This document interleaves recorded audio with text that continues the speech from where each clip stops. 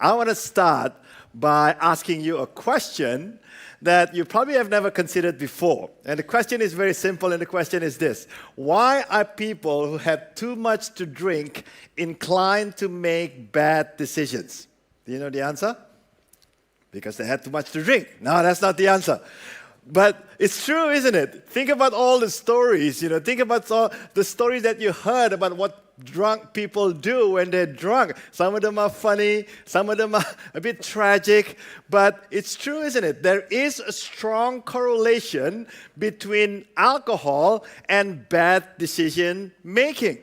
I have never seen the connection between alcohol and good decision making. How many of you have heard someone come to you and said, "Thank God I was drunk, otherwise I would have made a bad decision"? Nobody has ever said that, right?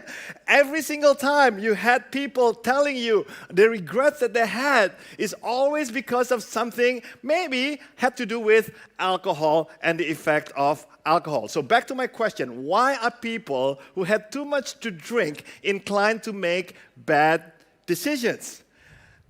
The answer is actually quite scientific. Physiologically, there is this part of our brain called the prefrontal cortex that helps us to make wise decisions. I found this really incredible graphic on the internet. This is the effect of alcohol on our brain. I just want you to pay attention to the thinking portion. That's the prefrontal cortex. That's the one on the left.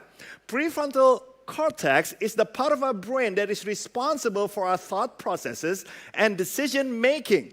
This area is most affected by alcohol, and even small amounts can change our ability to make safe choices and behave appropriately in social situations. This is the part of the brain that connects the dots so that you can think logically and make wise choices. All right? So the bottom line is, when you had too much to drink, you make decisions that are not based on something that is logical.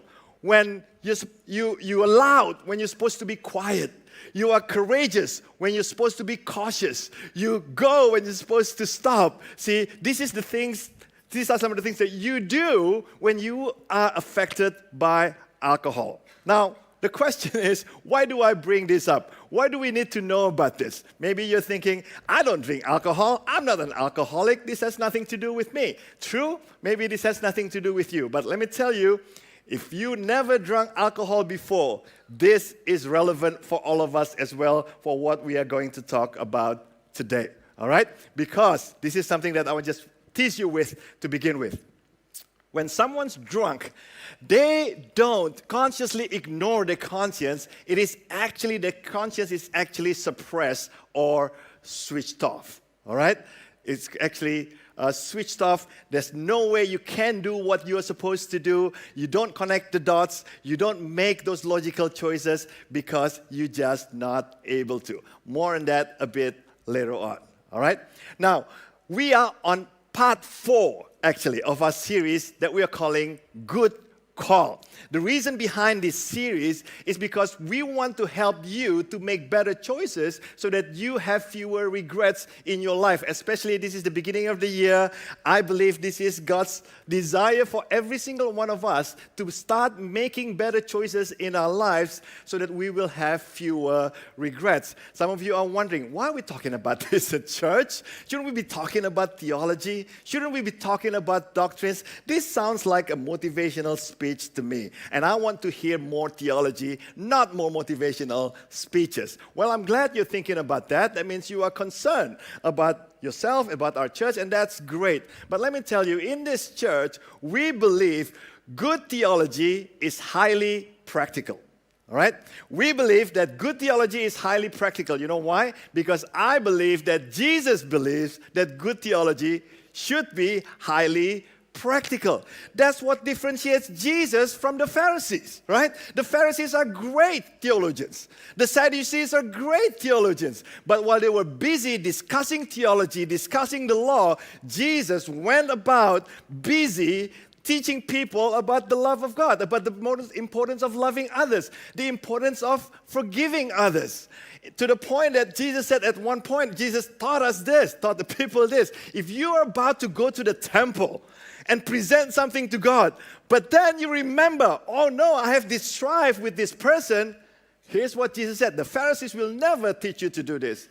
Jesus said, lay aside your gift to God, go and be reconciled to that person, because it is more important to Jesus that you are reconciled with people than you pretending that everything is good and go to church and worship God. So to Jesus, theology should be highly, highly practical. Again, while the Pharisees and the Sadducees were discussing theology and the law, and they asked and trapped Jesus, what is the most important law? What is the most important commandment? Jesus said, you know what's the most important?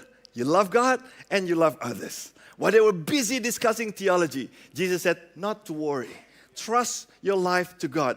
Ask God for your daily bread. Something super, super practical. And that's why I think if you want to measure your spiritual growth in your life, you should not measure your spiritual growth only over your knowledge of theology, only over your religious practices, but you have to measure your spiritual growth by how your life is impacting others, by how your life is impacting your family, impacting your community, and impacting your church. And that's why we do this series, all right?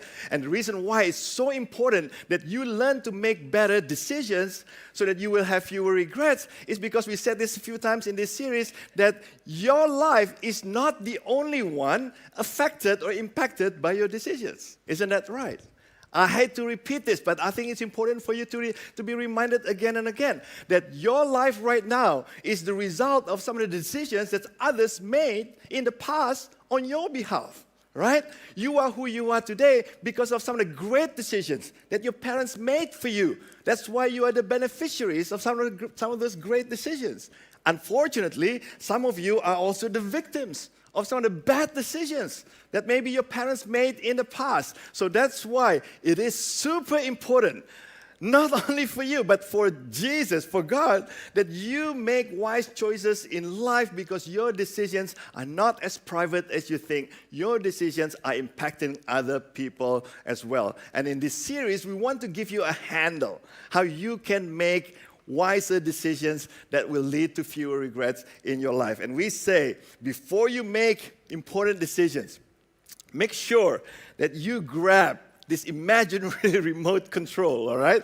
Think about this imaginary remote control, and before you make that decision, press that big old red pause button and do these three things. Number one, ask good questions, all right? Ask good questions. There's a strong relationship between asking good questions and making good decisions. That's number one. Number two, you answer those questions honestly. And then finally, number three, you act on your honest answers, all right? I guarantee you, if you do this, you will make better decisions and have fewer regrets in your life. So, for the first question, we talk about the integrity question, all right? And the integrity question is simply this: am I being honest with myself really? Before you make that purchase, before you go out with that person, before you sign that business deal, ask yourself, why am I doing this? Why do I want that new car? Why do I want to go out with her, with him? Ask yourself this honest question and ask yourself, am I being honest with myself? And then don't forget that last part, which is really important, really, because your heart is so deceitful, no one can understand it. You need to take caution, all right? Question number two, we talked about this last week, is the legacy question. And the question is, what story do you want to tell? Do you know that someday the decisions that you make today, the decisions that you make this year, will become a permanent part of your life that you will tell story of in the future? All right? You got to be careful, because you build your life, you build the story of your life one decision at a time. What story do you want to tell? Do you want to be the hero of your story, or do you want to be the villain in your own story? Which option that you should take that will make it a better story that you're not embarrassed to tell others in the future? Ask yourself that question, and I guarantee you, you will more likely to make better decisions than bad decisions. And that leads us to the question to the third question today. And the third question is the conscience question. Remember, at the beginning, we talked about drunk people, how drunk people are not able to make good decisions because they just have no ability to. That part in their brain that connects the dots, right, that make them think logically, that part is temporarily not functioning when you are inebriated, when you are drunk. Now, that's all fine and good if you're drunk. Here's the problem. Maybe you never thought about it this way. For drunk people, they can't help themselves, right? Again, because that portion of their brain is temporarily not working. They can't help themselves. But sober people, get this, sober people, it's not that they can't help themselves, they won't help themselves a lot of times. When they're making decisions, they refuse to connect the dots. They refuse to use that part of the brain that helps them to think clearly and make better choices. Why? Because it's not easy, isn't it? It's not easy for us to stop and think about this question. And the question is actually very simple. Is there a tension that deserves my attention? Before you make that purchase, before you sign that deal, again, grab the big old remote control, press that pause button, and ask yourself, are there dots that I need to connect here? Is there a tension that needs my attention? And you don't want to brush off that tension too quickly. You don't want to set it aside. You don't want to give quick answer to those tension. Instead, you let that tension brew, all right? If you're about to make a decision and there's something that tugs you, there's something that pulls you, there's something that people call it red flag sometimes, If you feel something like that, don't immediately brush it off, all right? Don't dismiss the tension. Let the tension bother you. This sounds very counterintuitive, but trust me, this will help you to make better decisions. When you learn to not dismiss the tension that you're feeling too quickly, and you let that tension grow and grow and grow, it will help you to stop, take a deep breath, and consider your options, right? Again, this is very easy to say, but not easy to do, because your tendency will be to dismiss that tension. Maybe because I'm new at this. I don't think anybody else is bothered by this. This is not illegal. This is not wrong. I think this is what everybody does. So you quickly dismiss the tension instead of letting the tension to bother you. All right? Now, this tension can come from two different sources. It can come from within, okay? Maybe something that doesn't feel quite right, You can't put a finger on it, but something inside, it doesn't feel quite right. So that tension can come from within, but it's also possible that tension can come from without. It can come from other people. Maybe it is your mom. Maybe it is your husband. Maybe it is your wife or your friend that brings out something to you that you have never considered before about that decision.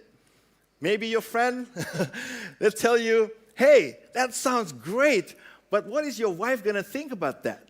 Tension. Hey, that car sure looks good, but do you really need to buy a new car? Tension.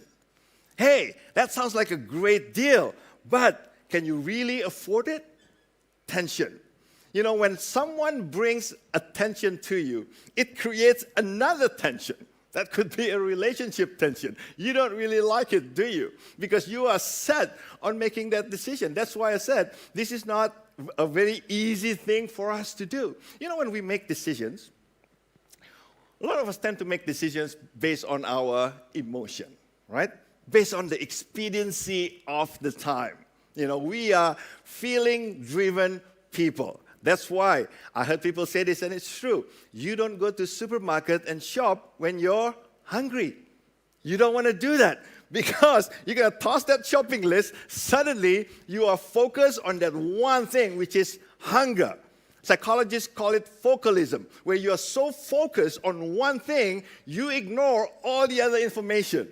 So when you go to the supermarket hungry, suddenly the ice cream looks good, suddenly the meat looks good, suddenly everything looks good to you, and you start making bad decisions based on your emotion, based on your feeling. All right? So when people come to us and bring us that tension, don't dismiss them immediately, which is what our tendency is, all right? And I read this, and I think it's true. We all have the tendency to dodge the truth by what? By discounting the truth teller, by discounting the messenger. Experts call this the genetic fallacy, because we don't trust that person, because we are so set on this decision that we're making. We like this iPhone so much. We want that business deal so much. When someone brings us the tension, we dismiss them by saying what? What do they know? They have never been a GM. What does she know? She's never been married. What does he know? He's never been divorced. What does he know? He's only 17 years old. We discount the truth teller because we don't like what they have to say. That's our way to dismiss the tension too quickly. And let me tell you, you don't want to do that. Here's the bottom line. If something bothers you, let it continue to bother you. Pay attention to the tension, right? If there's something about him that bothers you, let it bother you. If something about her that bothers you, let it continue to bother you. If there's something about that business deal that bothers you, let it continue to bother you. All right? I want to tell you a story from the life of King David. And the life of King David, this part of the life of King David at least, is truly remarkable because it illustrates what we are talking about today. Because David was about to make the worst decision of his life, probably. But thank God, he paid attention to the tension. That tension was irrational. It was inconvenient at the time, at least. But David made the right choice, and we want to learn from him. For those of you who are not familiar with the story of David, let me just get you caught up really quickly, okay? David was a young shepherd boy when Prophet Samuel came to his hometown and declared to him and prophesied over him that he was going to be the next king of Israel. The only problem was Israel already had a king. His name was Saul. He was not a very good king, at least at that time. He was not good at being a king. And God decided to replace him with David. The only thing is, Prophet Samuel didn't tell David how or when he would become the next king of Israel. So David just had to trust God that this is God's plan for his life. In the meantime, Saul continued to be the king of Israel, but the popularity of David continued to grow and grow and grow, especially after his famous encounter with a Philistine giant by the name of Goliath. He became so popular, he actually became more popular than the king himself. And this made the king very, very jealous of David. All right? So, what did the king do? Of course, you want to get rid of him. You want to get rid of your enemy. You want to get rid of the threat to your kingdom. He didn't want David to be the next king. He wanted his son Jonathan to be the next king.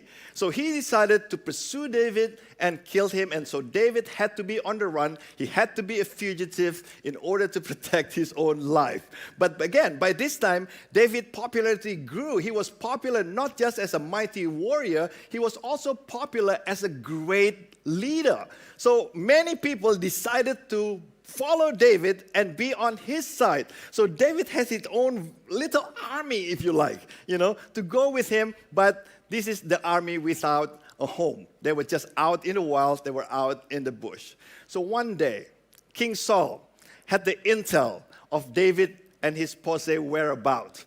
So Saul brought his soldiers to this desert of En-Gedi and decided to kill David right there and then. And David probably heard about Saul coming over to pursue him, to get him, to kill him. So he told his men to hide in the caves in the area. And here's what happened. You can't plan this, right? So Saul had to relieve himself. For those of you who doesn't know what it means, he had to do a number 2, all right? So Saul had to do a number 2, so he halted his soldiers. Hey, stop right here. I really need to go, all right? And here is where the stars all lined up for David. Guess which cave he chose to relieve himself in? The cave where David and his men were hiding in. So here's the picture, all right?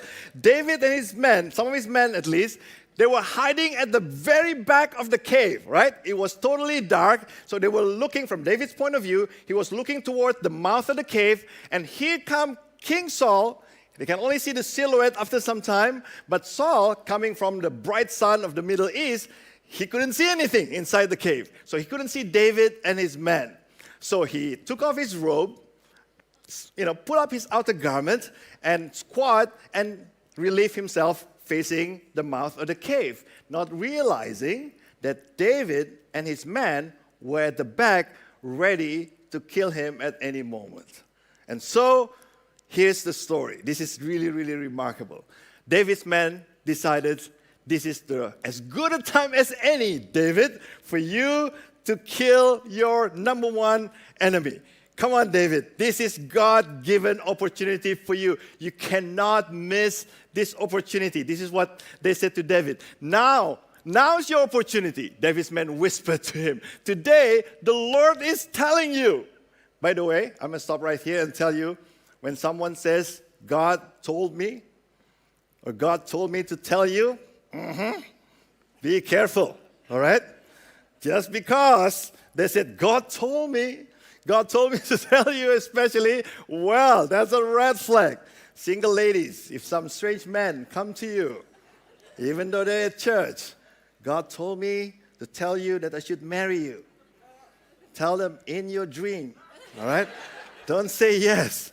Don't be gullible. Anyways, so they whispered to David, saying, today the Lord is telling you, I will certainly put your enemy into your power to do with as you wish. Come on, David. Think about this. What are the chances of Saul choosing our cave to do a number 2 in? It's like highly unlikely, right? This must be of God.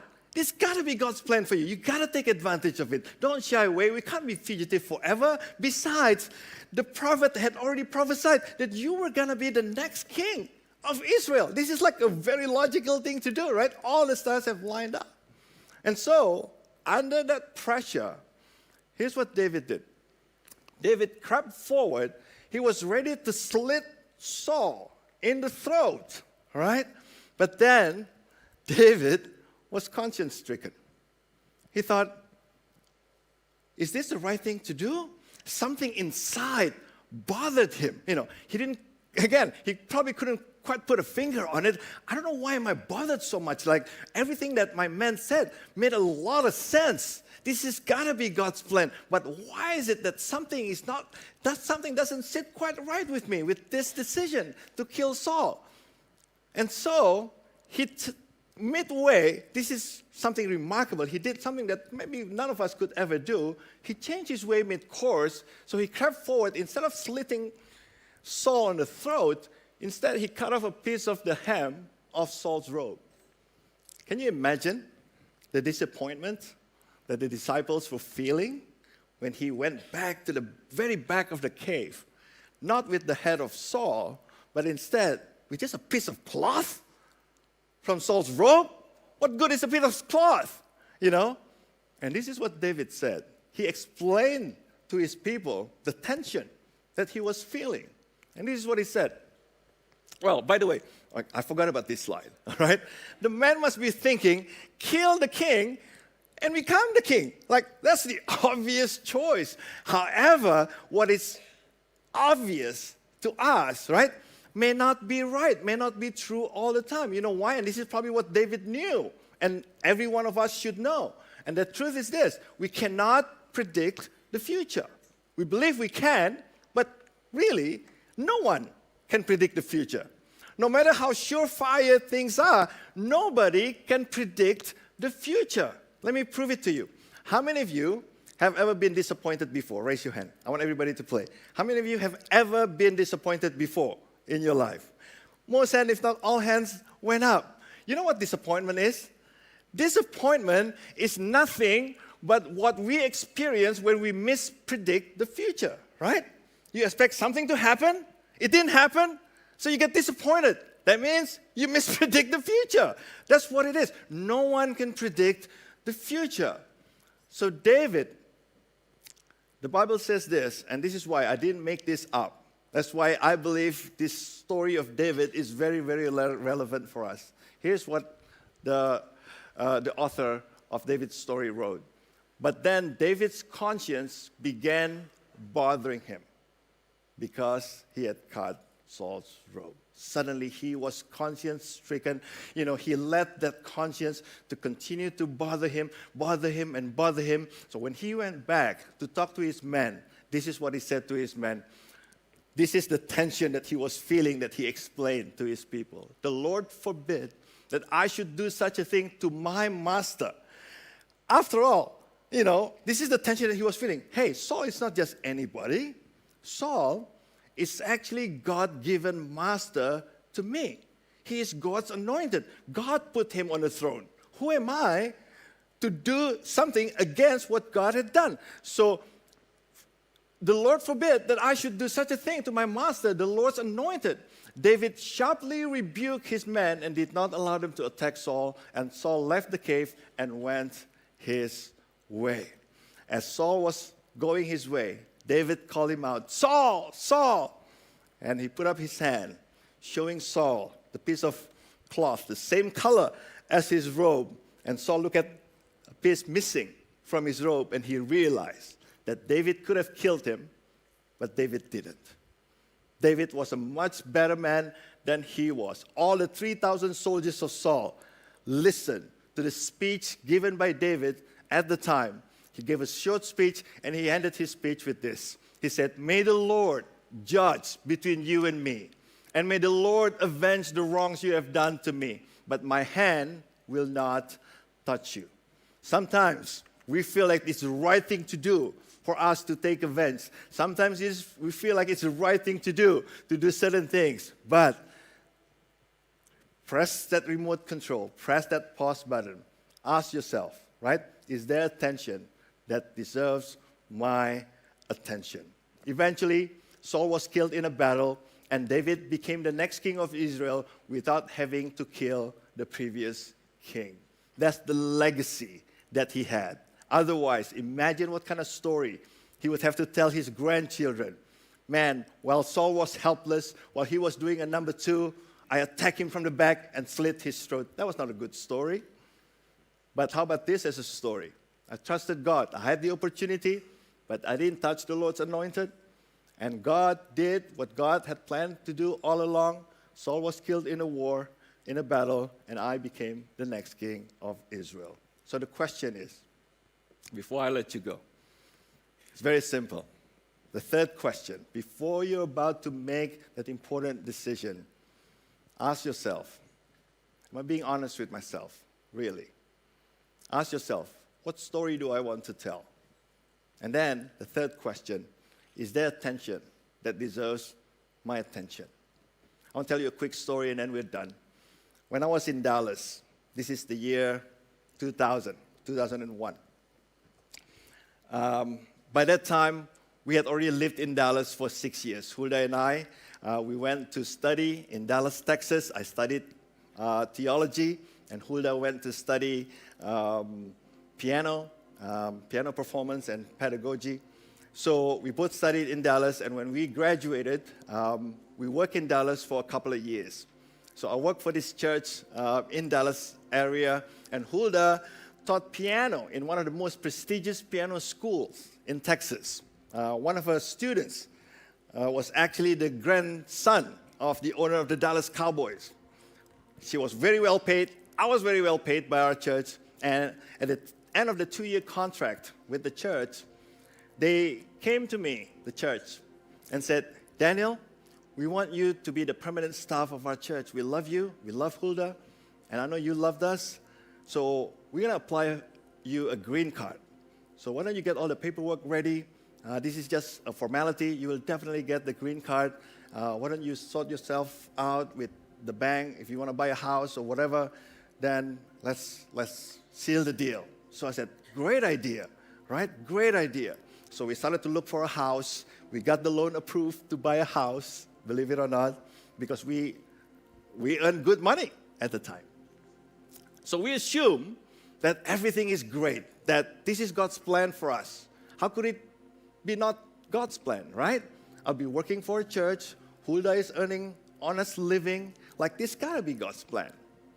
Except there's a tension that we were feeling that didn't sit quite right with us. We didn't know initially what that tension was. But after some time, we figured out what that tension was. You see, at the beginning of my time in Dallas, rewind 6 years prior to that time, when we first arrived in Dallas, I remember vividly, we were in this room where all the overseas students were. By the way, Dallas Seminary, the school that I went to, is one of the biggest schools in the world, and many people came from all over the world to study at Dallas Theological Seminary, all right?